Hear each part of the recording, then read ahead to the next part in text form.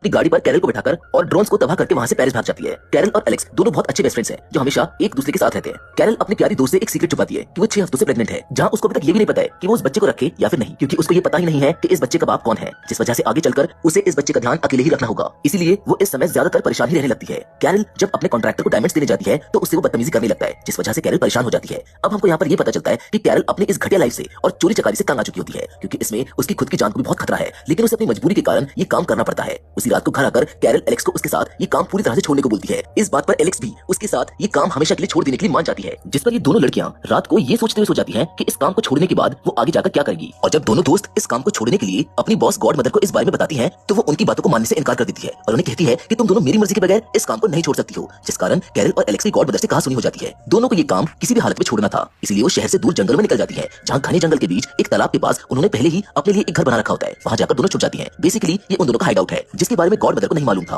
दोनों लड़कियां थोड़े दिन उस घर में खूब मजे करती हैं, जबकि गॉड मदर उन्हें पकड़ने के लिए अपने असैसिन उनकी तरफ भेज देती है। एक दिन जब रात को दोनों सहेलियां सो रही होती हैं, तब उन पर असैसिन हमला कर देते हैं। इसमें उन दोनों को तो कुछ नहीं होता, लेकिन इस लड़ाई में एक गोली कैरल के पालतू खरगोश को लग जाती है, जिससे वो मारा जाता है और कैरल ठान लेती है कि वो अपने पेट का बदला जरूर लेगी। अगले दिन कैरल गॉड मदर के पास चली जाती है और उससे पूछती है कि उसने उनके ऊपर हमला क्यों करवाया। वो गॉड मदर को मनाने की काफी कोशिश करती है, लेकिन वो उसको मना कर देती है कि तुम ये काम नहीं छोड़ सकती। गॉड मदर किचन में काम कर रहे एक आदमी को पकड़कर और उसको मार डालने को बोलकर कैरल को काम ना छोड़ने के लिए मनवा लेती है और उसे साथ में खाना खाने को बोलती है। गॉड मदर उसको एक नया काम देती है जिसमें उसे $2 मिलियन मिलेंगे, जिससे उसे और एलेक्स को जिंदगी भर काम नहीं करना पड़ेगा। लेकिन कैरल उसको मना कर देती है क्योंकि इस काम में उसकी और उसके बच्चे की जिंदगी दांव पर लग जाएगी, जिस पर गॉड मदर उसको धमकी देने लगती है और अपनी दोस्त और अपने बच्चे की जान बचाने के लिए कैरल को वो काम करने के लिए मानना पड़ता है। उसके नेक्स्ट मिशन में उसे कॉर्सिका जाना होगा, जहाँ उसको एक बहुत महंगी पेंटिंग चुरानी है और बाकी का काम उसे एक आदमी अबनेर बताएगा। अगले दिन एलेक्स और कैरल एबनेर से मिलते हैं, जो उनकी इस चोरी का मास्टर प्लानर है। एबनेर ने उनके आने के पहले ही इस मिशन के लिए बारीक से बारीक डिटेल्स निकाल ली थी। कैरल और एलेक्स को ला ग्रांडे ओडालिस के नाम की पेंटिंग चुरानी है, जिसे एक फ्रेंच आर्टिस्ट मार्शल ने बनाया है। ये पेंटिंग कॉर्सिका के ही एक आइलैंड के एक आर्ट एग्जीबिशन के बिल्कुल सेंटर में रखी है। तीनों लोग बात करने लगते हैं कि उनको ये पेंटिंग एक एग्जीबिशन में से चुरानी है, जो उनके लिए बहुत ही इजी है क्योंकि उन्होंने ऐसी चोरी पहले भी कर रखी है,